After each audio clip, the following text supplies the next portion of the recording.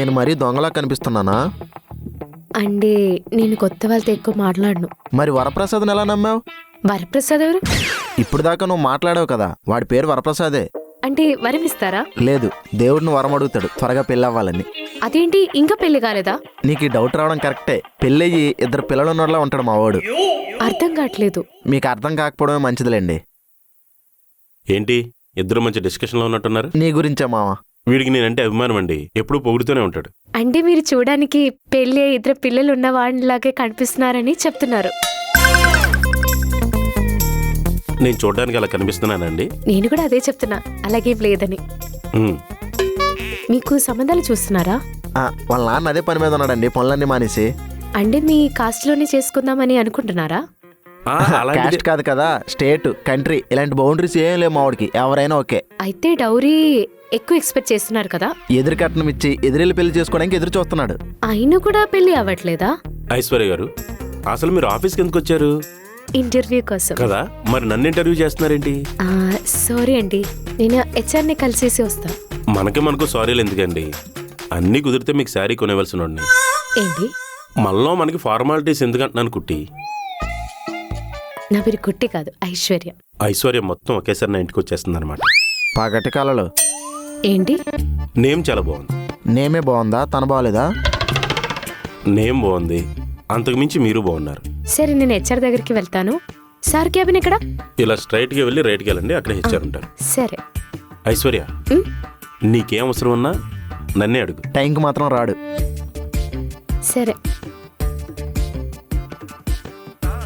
ఏంటి మావా, అమ్మాయి అంత నచ్చిందా? నచ్చడం ఏంట్రా, తన ఫోటో పూజ గదిలో పెట్టుకుని పూజించేంత అందం ఉంది. మరి శాంతిరా? అలాంటి కన్ఫ్యూజింగ్ క్యారెక్టర్తో పెట్టుకుంటే మనకి శాంతి ఉండదు. శాంతియే మెయిన్ హీరోయిన్ అనుకున్నాం కదా. ఏమోరా, కథ రకరకాల మలుపులు తిరుగుతుంది. అంటే ఈ ఐశ్వర్యను కూడా పెళ్లి చేసుకోవా? అంతా దైవేచ్ఛ.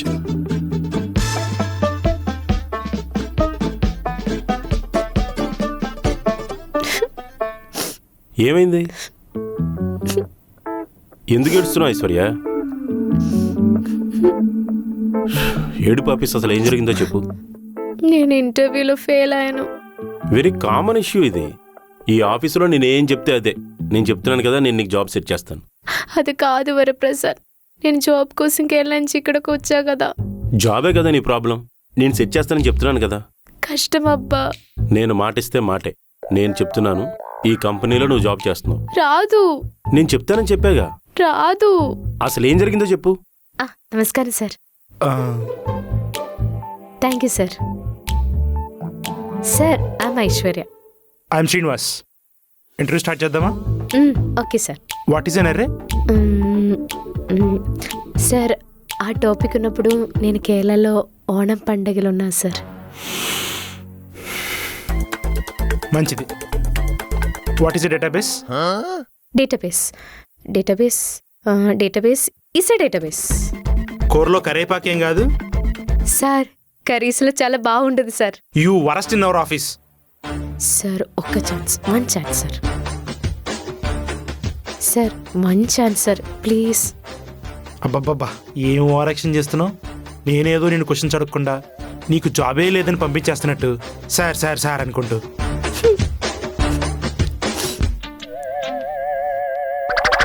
అసలు బేసిక్స్ తెలియకుండా ఫస్ట్ రౌండ్ సెకండ్ రౌండ్ ఎలా క్వాలిఫై అయ్యావు?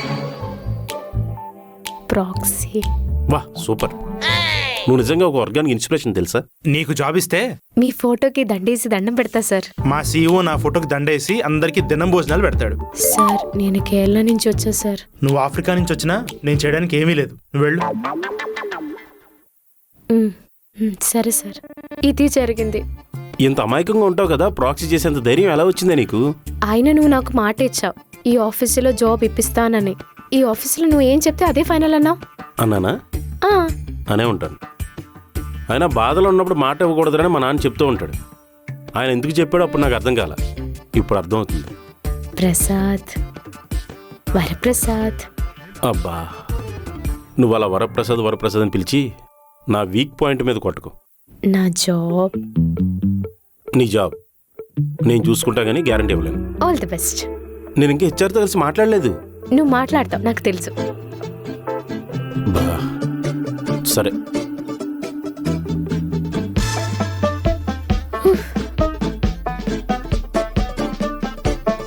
ఏంటి వరప్రసాద్, మొన్నే కదా హైక్ ఇచ్చింది.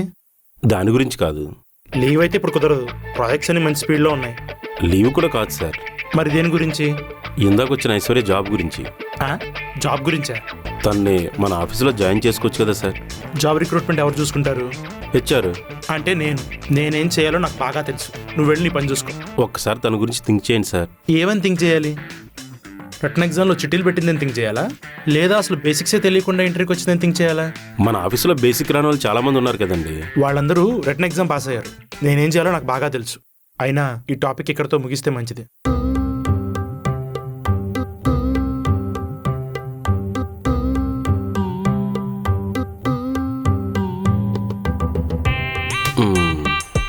ఇప్పుడంతా ఓకే కదా?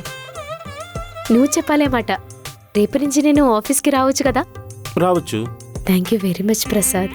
అంటే నేను చెప్పేది నేను గుడికెళ్ళి బుక్క తీర్చుకోవాలి. బాయ్. అలా కాదు.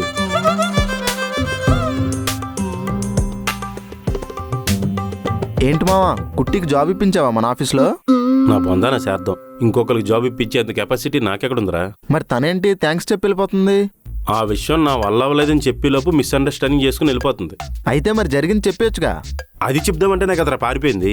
మరి రేపు తన ఆఫీస్కి వస్తే హెచ్ఆర్ నన్ను చంపేస్తాడు. అయితే ఎల్లుండి నీ చిన్నదనం అన్నమాట. ఎలా కాపాడాలో చెప్పడం మానేసి ఎప్పుడు పోతానని చూస్తావేంట్రా? అయితే ఒక పని చేయి మావా, రేపు ఎవ్వరు రాకముందు నువ్వు ఆఫీస్కి వచ్చి తను తీసుకెళ్ళి జరిగిందంతా చెప్పే.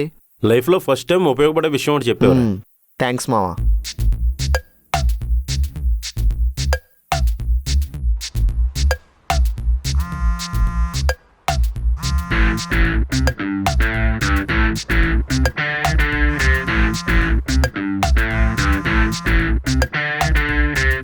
హలో, ఎవరు? మేము లక్కీ డ్రా నుంచి మాట్లాడుతున్నాం. నేను లాటరీ టికెట్ ఏం కొనలేదే. నీ పేరు మీద లాటరీ వేసాము. వచ్చిన అమౌంట్లో 10% మేము క్రెడిట్ బిల్ కట్టుకొని 90% మీకు ఇద్దామని ఫిక్స్ అయిపోయాం. అంటే మీరు క్రెడిట్ బిల్ వల్ల మీకు లాటరీ తగిలింది. అవునా? మీరు ఇప్పుడు ఎక్కడున్నారు? మీ ఆఫీస్ దగ్గరే. నేను మా ఆఫీస్ దగ్గర ఉన్నానే. అవునా? ఒక్కసారి ఫేస్ టర్న్ ఇచ్చుకోండి. ఇక్కడే. లాటరీ అమౌంట్ ఎంత? 10 కోట్ల. యారా ప్రవీణ్, నాకు తెలుసురండి ఇది లక్కీ హ్యాండ్ అని. నాకు తెలుసు సార్ నాది లక్కీ హ్యాండ్ అని. అంత సంబరపడిపోకు. మీకు లాటరీలో తగిలింది 10 రూపాయలే. అందులో 9 రూపాయలు మీకు ఇచ్చి 1 రూపాయి మేము ఉంచుకుంటాం. అవునా? ఆ 9 రూపాయలని ఇప్పుడు ఇచ్చేయండి సార్. ఆ 9 రూపాయలు ఇప్పుడు రావు. మాకు కట్టాల్సిన 33,332 రూపాయలు కట్టిన తర్వాత వస్తాయి. అవునా? అయితే మీరు నాకు లాటరీ అమౌంట్ ఇవ్వడానికి రాలేదా? నా దగ్గర నుంచి లోన్ రికవరీ చేయడానికి వచ్చారా? లేదు, నీలాంటి వాళ్ళు ఇలా చీప్ ట్రిక్స్ ప్లే చేస్తారనే ఇలా మాట్లాడాను. సరే సార్, నేను వెళ్ళొస్తాను. నాకు అంత ఆఫర్ ఏం వద్దు. అమ్మాయిలతో మాట్లాడడానికి వెళ్తున్నావా? ఏంటి సార్ ఏం మాట్లాడుతున్నారు? మరి లేకపోతే ఏంటి సార్, మేము కాల్ చేస్తేనే ఫోన్ కట్ చేస్తారు. అదే అమ్మాయిలు ఫోన్ చేస్తే గంటలు మాట్లాడి మీ బాధలు మొత్తం వాళ్ళతో చెప్తారు. వాళ్ళేమో ఫుల్ ఎమోషన్ అయిపోయి 1 వీక్ ప్లాన్ చేస్తారు. అది ఒక టాలెంటే. ఆ టాలెంట్ నీకు లేకపోతే నన్ను బ్లేమ్ చేస్తావేంటి? మీరు ఎప్పుడు బిల్లు కడతారో అది చెప్పండి. ఇప్పుడు లేవు సార్ నా దగ్గర. మీ దగ్గర ఎప్పుడు ఉండవులే, అది నాకు తెలుసు. మీరు ఎప్పుడు పే చేస్తారో అది చెప్పండి ఫస్ట్. 1 week sir. 1 వీక్ అని 1 ఇయర్ నుంచి చెప్తున్నావు. సరే సార్, 2 డేస్లో నాకు శాలరీ వస్తుంది, అప్పుడు పే చేసేస్తా. పే చేయకపోతే మీ ఆఫీస్కి వచ్చి కాల్ చేస్తాను. పొద్దున్నే ఎవడ మొహం చూసానో దరిద్రాలన్నీ నాకే కనిపిస్తున్నాయి. నీ మొహమే నువ్వు చూసుకొని ఉంటావు. రేయ్, ఎవడ్రా వాడు? థ్యాంక్ యూ బేబీ, పిలవంగానే వచ్చినందుకు. నాకు ఇంట్లో బోర్ కొడుతుంది, ఎక్కడికి పోదామా అనుకుంటున్నా, అప్పుడే నువ్వు కాల్ చేసావు. బోర్ కొడుతుందా? సరే అయితే మన ఎంగేజ్మెంట్కి షాపింగ్ స్టార్ట్ చేద్దామా? ఆరూర్ల అందగాడికి అందమే తక్కువ అయినట్టు నీకు ఇప్పుడు అదొకటే తక్కువ. ఏంటి బేబీ పుష్కర్ అంత మాట అన్నావు? నాకే కలర్ ఇష్టం? తెలీదు. పోనీ నాకే ఫుడ్ అంటే ఇష్టం? తెలీదు. మరి ఏం తెలియకుండా నన్ను పెళ్లి చేసుకొని ఎంతకాలం కలిసి ఉందామని? బేబీ, మన ఇద్దరం చిలకా గౌరింకల్లా కలకాలం కలిసి ఉండాలి.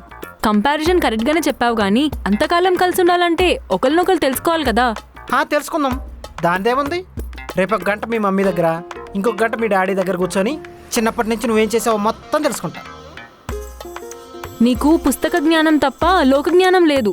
అవును బేబీ, చిన్నప్పటి నుంచి మా మమ్మీ కూడా అదే అంటుంది. మనం ముందు ఒకరినొకరు అర్థం చేసుకోవాలంటే మనం కొంచెం టైం స్పెండ్ చేయాలి. మీ మమ్మీ నిన్ను బయటికి పంపదుగా. అందుకే నాకు ఒక జాబ్ సెట్ చేసి పెడతావా? మా ఆఫీస్లో చాలా కష్టం. నేనంటే కష్టపడి కోచింగ్ తీసుకొని కనపడిన దేవునల్లా మొక్కి పడ్డా ఎగ్జామ్స్ అలా రాసి పాస్ అయ్యి జాబ్ కొట్టాను. నువ్వు ఇప్పుడు ఆ ప్రాసెస్ అంతా ఫాలో అయితే నేను ముసలోడిని అవుతా. నువ్వు ఆల్రెడీ ముసలోడివే కదా, ఆ? అంత టైం మన దగ్గర లేదు. మీ ఆఫీస్లో ఎలాగో జాబ్ సెట్ అవ్వదంటున్నావు కదా, మీ ఫ్రెండ్స్ని అడిగి చూడొచ్చు కదా. నువ్వు చదివిన చదువుకు జాబ్ అంటే చాలా కష్టం. నేను ట్రై చేస్తాలే. సరే నీ ఇష్టం. నీతో టైం స్పెండ్ చేయాలని ఈరోజైతే అబద్ధం చెప్పొచ్చాను. డైలీ అయితే నాకు కష్టం అవుతుంది కదా. కరెక్టే. అదే జాబ్ ఉంటే నువ్వే డ్రాప్ చేయొచ్చు, నువ్వే పికప్ కూడా చేసుకోవచ్చు. పికప్ చేసుకోవచ్చా? హా, చేసుకోవచ్చు. సరే, రేపటికల్లా నీకు జాబ్ సెట్ చేసి నీతో టైం స్పెండ్ చేస్తా. Okay bye baby. బాయ్ కాదు, రేపటికల్లా నీకు జాబ్ సెట్ చేస్తాను. ఆఫీస్కి వెళ్ళాలి, రెడీగా ఉండు. ఇంత ఫాస్ట్గానా? ఈ అప్పారా కూడా చూడటానికి ఇంతే ఉంటాడు కానీ చేసే పనులు ఓ కందవు. సరే బాయ్.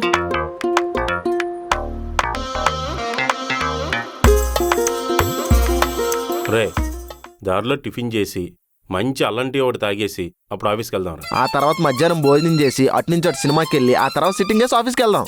ఏం మాట్లాడుతున్నావురా? మరి లేకపోతే ఏంట్రా, ఈరోజు ఐశ్వర్య ఆఫీస్కి వస్తానన్నది కదా, తనకంటే ముందే తను మనం ఆపాలి కదా. అవును కదా, మర్చిపోయాను. పద వెళ్దాం.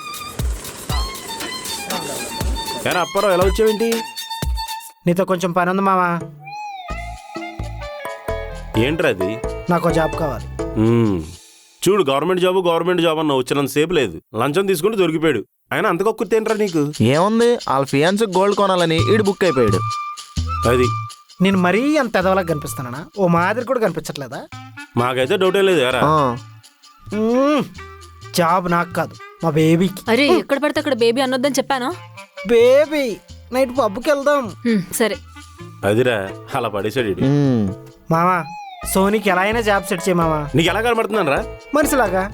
తనకి జాబ్ చూసి ఈవిడికి జాబ్ చూసి అందరికి మీడియేటర్లా కనబడుతున్నానా? ఎందుకు మా అంత ఫ్రస్ట్రేషను? మీ ఆఫీస్ మా ఆఫీస్ చాలా దగ్గర రా. మధ్యాహ్నం బ్రేక్లో లంచ్ ఇద్దరం కలిసి తిందామని. ఇప్పుడు ఏంటి, మా ఆఫీస్ పార్క్ చేద్దామని ఫిక్స్ అయ్యారు ఇద్దరు. ఎందుకు మా అంత కోపం? లేకపోతే ఏంట్రా, హెచ్ఆర్ గడు కుట్టికే జాబ్ ఇవ్వలేదు, తనకి ఎలా ఇస్తాడు? నాకు కానీ హెల్ప్ చేస్తే మీ గవర్నమెంట్ ఆఫీస్లో ఏ పని ఉన్నా నేను ఫ్రీగా చేస్తాను. అప్పారావు, ఒక్క నిమిషం. మావా నువ్వు ఇట్రా. ఏంట్రా? మావా, సోనీకి జాబ్ సెట్ చేస్తానని ఒప్పేసుకోరా. దేనికి? ఆడు రిజిస్టర్ ఆఫీస్లో పనిచేస్తున్నాడు. మనకు తెలిసిన వాళ్ళు చాలా మంది ఫ్లాట్లు కొంటున్నారు. ఆ రిజిస్ట్రేషన్ మనం ఫాస్ట్గా చేయించేస్తామని మనం కమిషన్ తీసుకున్నాం అనుకో, సైడ్ బిజినెస్గా పడి ఉంటుంది. బ్రోకరేజ్ చేసుకోవచ్చురా. అదైతే నేను కరెక్ట్గా సెట్ అవుతురా. జోక్ కాదు మావా, సీరియస్గానే చెప్తున్నా. సీరియస్గా నాకు ఫేవర్ అయ్యే విషయం ఒకటి చెప్పరా. ఇప్పుడు సోనీకి మన ఆఫీస్లో జాబ్ ఇప్పించావనుకో, నీకు ఐశ్వర్యకి సోనీ మీడియేటింగ్ చేస్తుంది. ఐశ్వర్య నీకు ఈజీగా పడిపోద్ది. బ్రోకర్ అదవా, అన్ని బ్యాడ్ ప్లాన్సే. కొంచెం పాజిటివ్గా థింక్ చేయరా.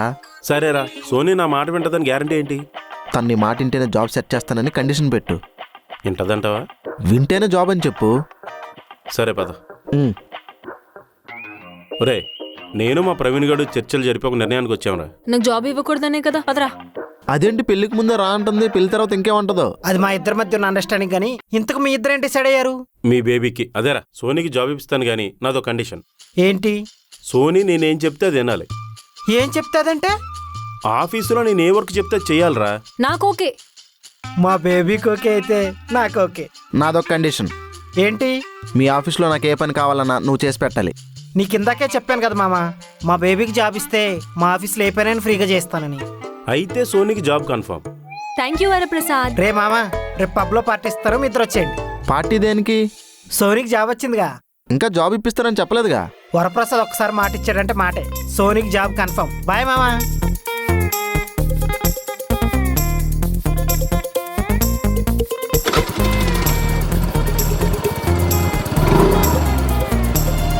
ఏంటి మావా వీళ్ళకి నీ మీద అంత ఎక్స్పెక్టేషను? ఏమోరా, తను కూడా అలాగే ఎక్స్పెక్టేషన్ పెట్టుకుంది. రీచ్ అవ్వాలని భయం వేస్తుంది.